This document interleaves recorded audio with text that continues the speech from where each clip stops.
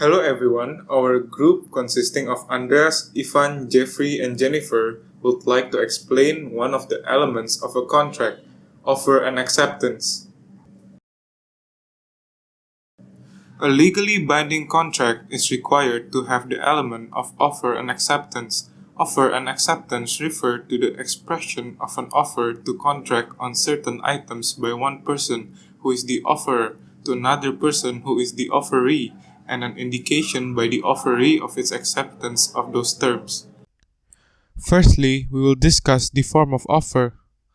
One of the best forms of offer is proposal. It refers to the willingness of one party to do so or to abstain from doing anything by using a written or verbal agreement. However, the verbal agreement can only be used as evidence in countries that utilize common law. However, it should be distinguished from invitation to treat. Unlike proposal, it refers to just an attempt to induce other parties to make an offer in which it is not an offer by itself. There are three types of invitation to treat, comprising of display of goods, advertisement, and auction.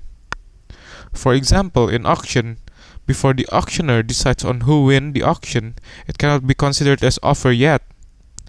However, once the auctioneer points out who the winner is, it becomes legally binding, in which the auction winner is considered as offerer and the auctioneer is considered as offeree. However, there is also an exception of the general rule. When you offer something through ads, for example buy one get two offer, you can consider those things as formal offer. As long as you buy that one of the goods offered, you can be considered as the offeree in that case. Offer itself can be terminated through several methods. First, the offeree can reject the offer given to them, in which the offer is directly terminated. When A do not like B's offers, A can just simply reject B's offers. Second, in counteroffer, one party may decide to reject the original offer, while simultaneously creates a new offer.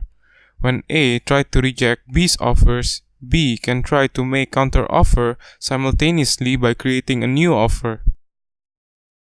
Third, an offer can also be terminated automatically when the period specified in the offer has expired. For instance, in a 3-year agreement, once 3 years have passed, the agreement will be void automatically. Fourth, if the object of the offer is destroyed, for example, when you are trying to sell a guitar and the guitar is broken later, the agreement can be said to be void or terminated. Fifth, if either the offerer or the offeree dies or is deprived of legal capacity to create a contract, the contract can be terminated. If A, who has been engaged in a contract with B, suddenly dies, the agreement created can be terminated legally. Lastly, offerer can also revoke the offer as long as the revocation is communicated before the offeree attempts to deliver his or her letter of acceptance. There are two conditions in which the offer can be revoked.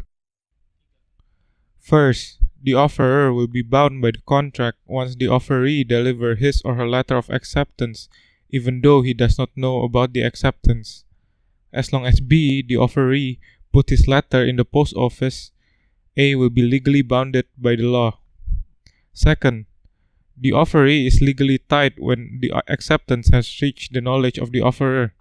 When A receives the letter, the contract can be said to be completed for both parties. In conclusion, offer and acceptance is an essential component in structuring a contract. It is different from invitation to treat. It can also be terminated either through rejection, counteroffer, lapse of time, destruction of object, death or incompetence, or revocation of offer. Hopefully, it can be of use to you all when someday you are to be engaged in situations like what we have described before. Thank you for listening and have a good day.